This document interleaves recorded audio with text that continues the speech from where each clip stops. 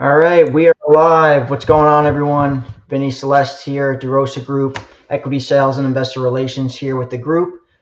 Thank you all for jumping on. If you're joining us live, again, we're here to answer your questions. This is your time.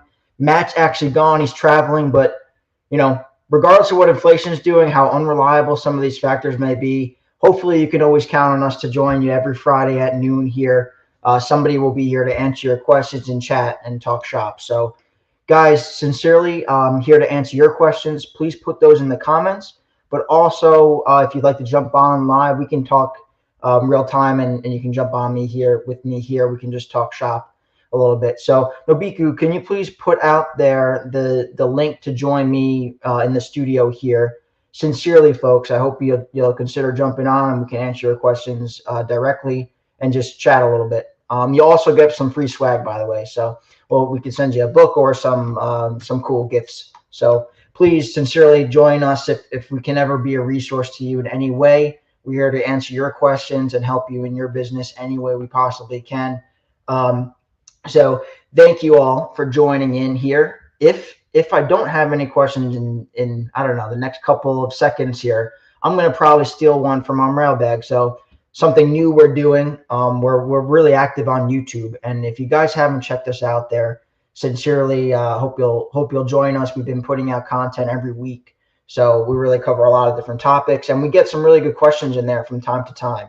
So if no one will jump on in a minute or has a question to throw in the comments for me to answer, I'll steal one from our mailbag, and we can kind of jump in that way. But I hope everyone's doing well wherever you're at in the world. Give us a shout out. Let's put it in the comments. Tell us where you're calling in from and how we can help. All right, who's out there? Who's out there? Show me some love, please. I'm bantering over here. All right, I'm going to start with the mailbag question, if that's okay. So let me drag it over here. I have the two screens up, which is why I usually joke I'm doing the news reporter turn here. Hi, Tony. Thanks for jumping in. Good to see you again. Tony's always active. Appreciate that, Tony. Happy Friday to you, too. What are we seeing with multifamily interest rates? Can you recommend any lenders? I'd be happy to, Tony, I know we're speaking, so I'd be happy to send you a broker. I don't know offhand, to be perfectly honest. Investor relations and equity sales. We have a whole side of the business that all they do is underwrite these deals. And actually, to be honest, I hear about them when they become more serious and we start building a marketing plan. But I'm happy to put you in contact or give you a recommendation for the mortgage broker we use for all these deals. But interest rates, I do know we talk all the time about this stuff. We are seeing, we've probably heard many of the folks active in the group here. Interest rates have come down momentarily. And when we're talking about, interest rates, I think we're talking about mortgage rates, really. Mortgage rates have, interest loan rates have come down slightly, but then now we're starting to see it in uptick. So something exciting that's going on in the DeRosa Group side of things is we have an opportunity that we purchased in 2020. It's a large property, 260 some odd units. We purchased it in 2020, finished the repositioning. And for those of you tuning in, a lot of times what DeRosa Group does, our focus is transforming lives to real estate. So that really means we want to reposition these assets, make them a better place for folks to live. And in doing that, you're adding a lot of value. So typically there's a refinance aspect of our business plan that allows us to return capital back to investors and also really fund the next phase of our business plan as well, while reducing our debt service. So that's a long-winded explanation, but my point is we purchased this property back in 2020 with some short-term financing on it. We're refinancing now as we speak. And what's interesting is I think for all those of us watching the news and seeing what interest rates are doing, that probably sounds like a nightmare scenario, right? We have to refinance this large, obviously multi-million-dollar property now. That sounds like it could be a nightmare, but actually we were able to add so much value to this property that we're going to get close to $6 million in loan proceeds. It'll allow us to return up to, over 50% of our investors' capital back in this opportunity. So they're going to get a big check and also enjoy continuing ownership there. So anyway, to answer your question, Tony, the reason I know this is we interest rates did come down, and we, marching forward with that refinance. But I will tell you, over the past couple of weeks, we saw a slight uptick, and we're basically trying to accelerate this because we don't know. We have feelings that it'll probably continue to go up, at least in the near term.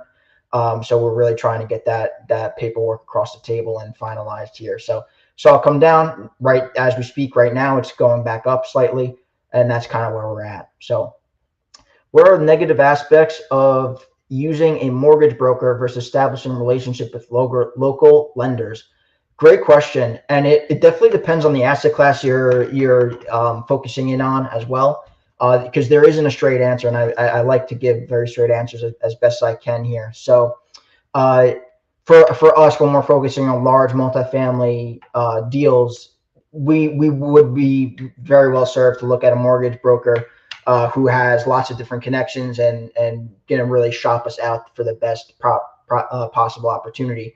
Now, for those in the residential space, lender relationships is actually really important, especially if you're one of those investors that are going to do the BRRRR strategy: buy, renovate, refinance, rent, refinance, repeat.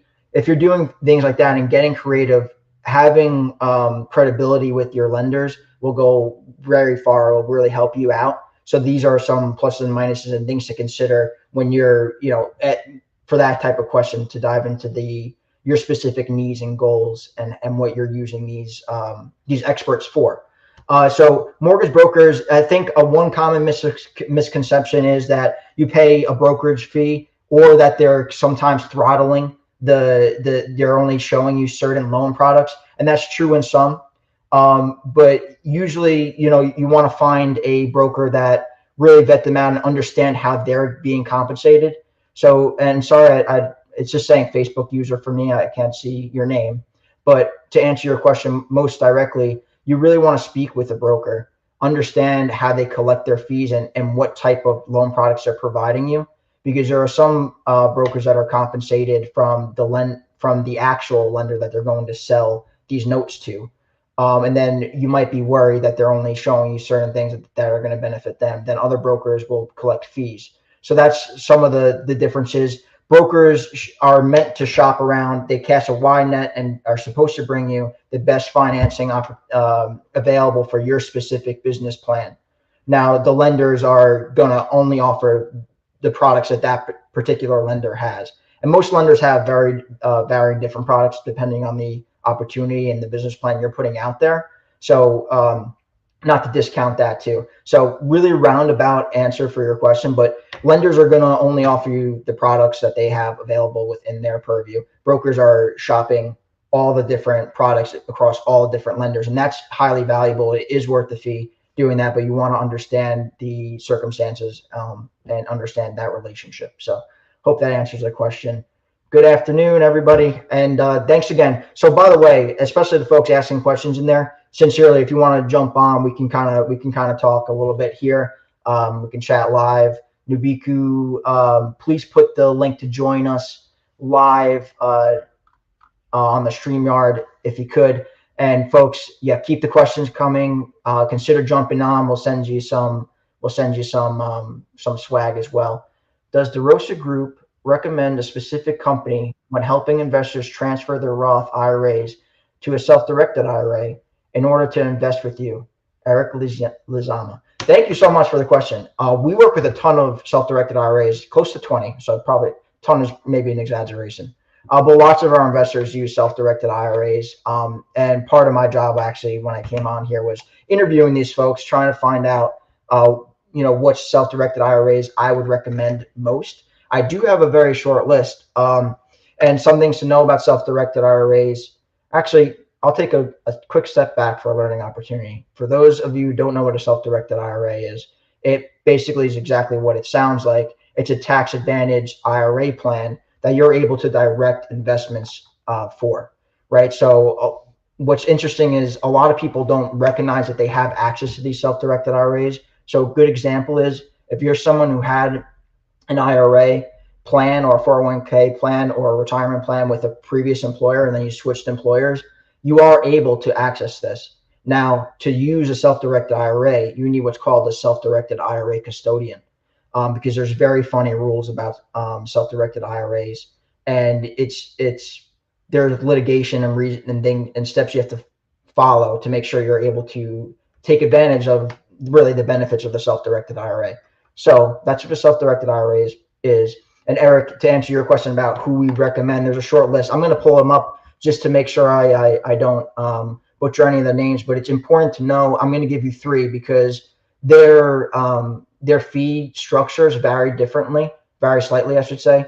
And it depends on what you want to do with the self-directed IRA, which payment, really what would be the least expensive. So some self-directed IRAs charge you based on the amount you're going to invest.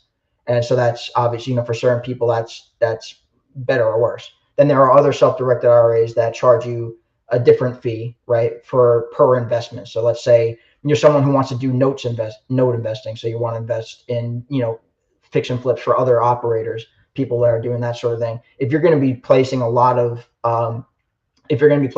investments, that type of fee structure might hurt you a little bit more. So I will tell you offhand, as I'm pulling this up here, scrabbling, that we recommend Midland Trust highly. Actually, several of us use Midland Trust, and I could tell you they've been very, very forthcoming and easy to work with.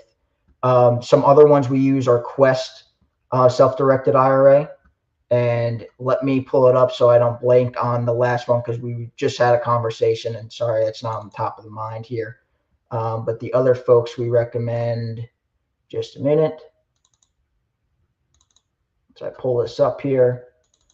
And actually, you know what, Eric, if you would email me too, I'll be happy to email you this list. We can have a real conversation about this too. Folks, that email, my email is vceleste@DeRosaGroup.com. I'll put it out here actually. vceleste@DeRosaGroup.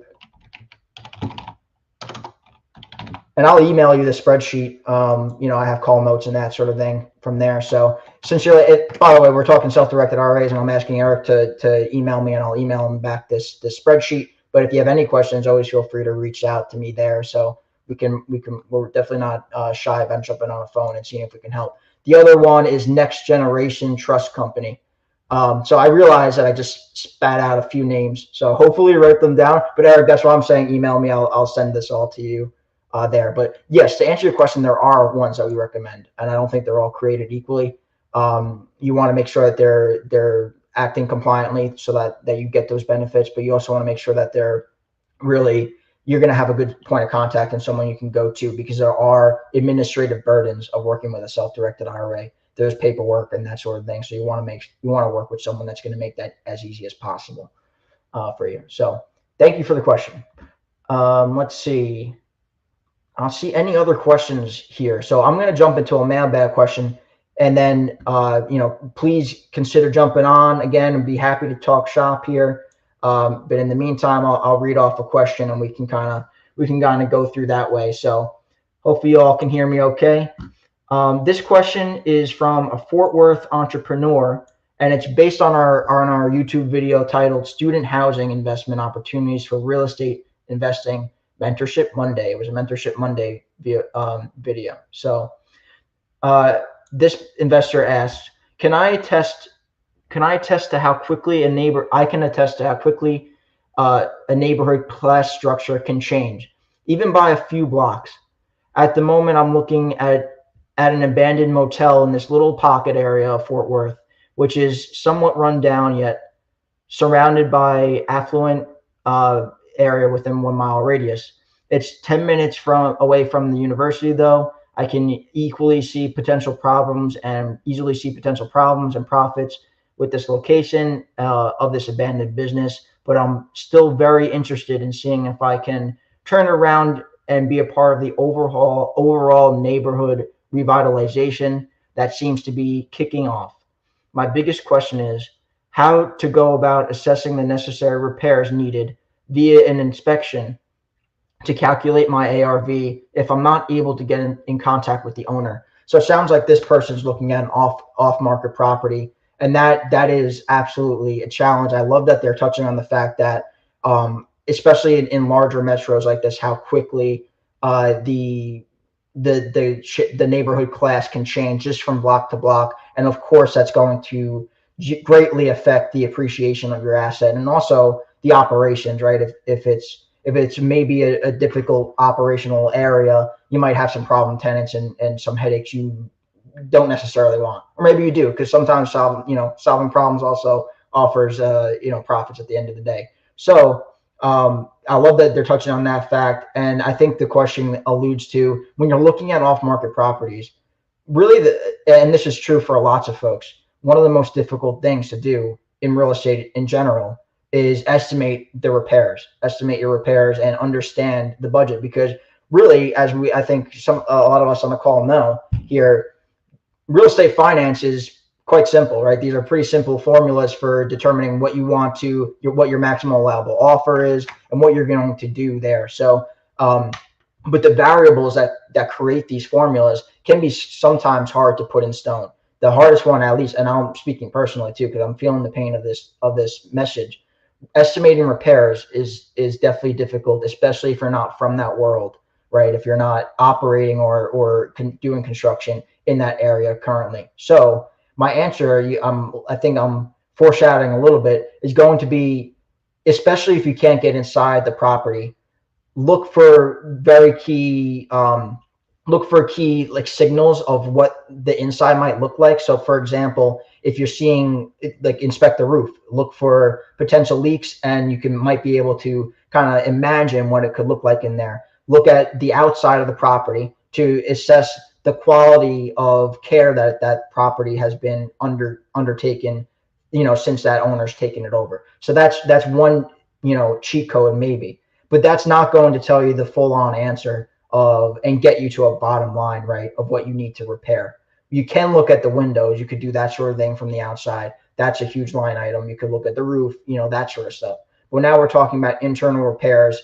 I would really want to engage with a property manager in the area. And I could tell you personally, DeRosa Group, we have great relationships with our property managers, who's made connections with us, with our construction managers. And we make sure we're influencing these conversations and making sure that our fears and concerns are addressed with our property manager and construction manager. So we're very active in these conversations. But ultimately, we vetted and we trust these folks' expertise. And you'd be amazed to hear what the kind of the rules of thumbs and expertise that these people have, right? So lots of times our property manager and our construction manager will have a budget in mind. This person was looking at a motel, and in our case, multifamily units. Our property management manager staff really understand what the average price for a renovation for the type of renovations we like to do is, and as it changes over time too, they really keep their finger on the pulse. So we wouldn't make those conclusions without engaging with folks like that, and also having the experience to operate. So from reading this question, it doesn't sound like this person is operating in that area right now. If that's the case, and you can't draw on the conclusions of your other assets and what's been historically true for you, what you're going to want to do is engage with a property manager or construction manager and get their opinions. Also, here's a real trick of the trade. Property managers that have lots of experience see these properties change hands over the decades.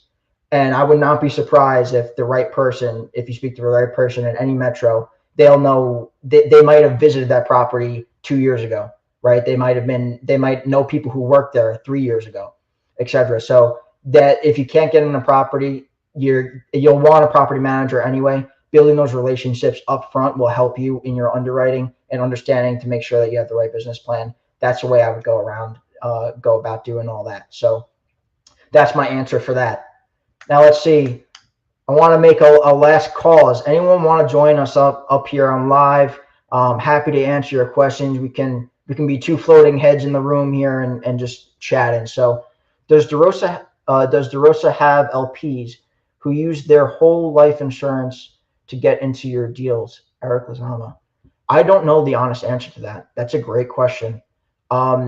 Eric, I don't know, but if you email me, I'll have to go back for that, and answer your question.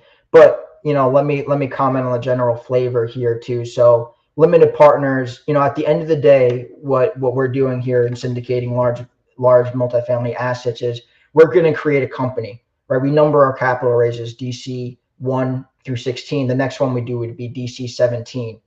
Now that DC 17 is its own company, it's its own LLC, and the only thing it does is buy real estate, single purpose entity. So really what an LP is doing is buying shares of this company. DC 17 would be the next one, right? And so with that in mind, what I sometimes advise folks, because I do get asked, can I use 1031 funds, or can I use a HELOC? Even folks have asked. And really at the end of the day, the LP investor needs to be able to facilitate what I'll call a cash transaction. Now, it's not always, of course, cash, but it needs to be liquid enough assets to transfer money from this bank account into our bank account. And that's when you receive shares of this company, DC 17. So if a whole life insurance policy allows for that transfer, it's possible. I don't understand the legalities of it, and there might be complications. So I don't want to give you I don't want to give you a dishonest answer there, but that's maybe helpful for some folks in here. Again, yeah. So some folks, have asked me in the past, can I use a HELOC? And HELOCs, as some of us know, home equity line of credits, it does facilitate. You can write a check and you can transfer money, but you're paying interest on your HELOC, and you'd be able to collect the yield spread between your HELOC and the rate of return we're providing you. It's certainly complicated, and I don't know if we would do that, but this is just an example. Like, some people are interested to know the other vehicles you can invest in. And really the punchline is from a technical standpoint, we need to be able to transfer these funds from one bank account into our bank account to be able to issue you the equity and the shares. And that's one piece of the puzzle. So if the life insurance policy allows that, I wouldn't be done asking questions, certainly, but that's one piece of the puzzle. So, all right, folks. Again, thanks so much, Nabiku, for putting my email address out there. Sincere and open invitation to anyone reaching out. We can answer your questions. We can also schedule, if jumping on live on a Friday at noon, if you don't want to be another floating head right here, I understand that. We can also schedule a private call. So, feel free to email me there. We'll get your questions answered, and we can talk shop. So, other DeRosa housekeeping stuff. So we have a mastermind, the DeRosa Multifamily Mastermind. It allows folks 1.5 hours of direct access to Matt, Hervé, Justin, and the whole team. We provide training. We've been providing folks with deals as well. So we've been providing deal flow. We're helping folks with underwriting. We've even shown our CRM and some of the marketing stuff we're doing. So if you're an operator, especially if you're an operator or have aspirations of being an operator, if you would benefit from an hour and a half of direct exposure, a chance to answer your questions, and we'll get, by the way, much deeper than we do even on these Friday calls. If that's something that's attractive to you, I really encourage you to check it out. Thanks, Nabiku, always one step ahead, putting out the links.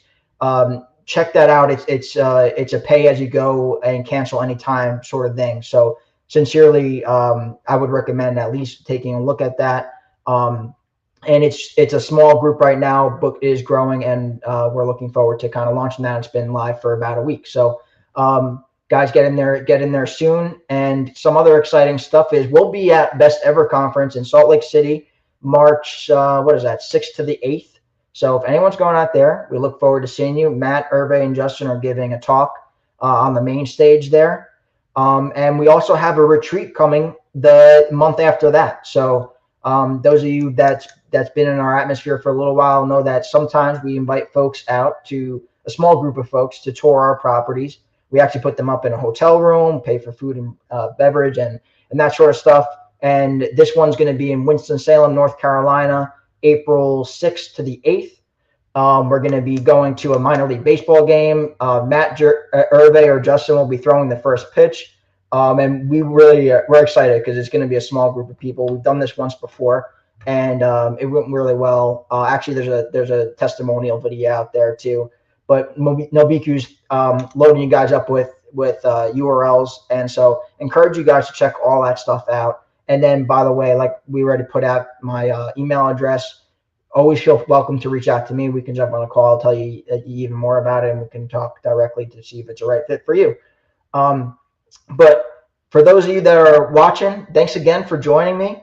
Those of you that ask questions, really appreciate it. It keeps me from having to pander for too long, and keeps me from not grabbing that guitar back there and embarrassing myself on live. So really appreciate you guys giving me your lunch hour here, and looking forward to seeing you all next time. So I'll give it one more shout out. I see some folks just jumped in, so I'm here to answer your questions.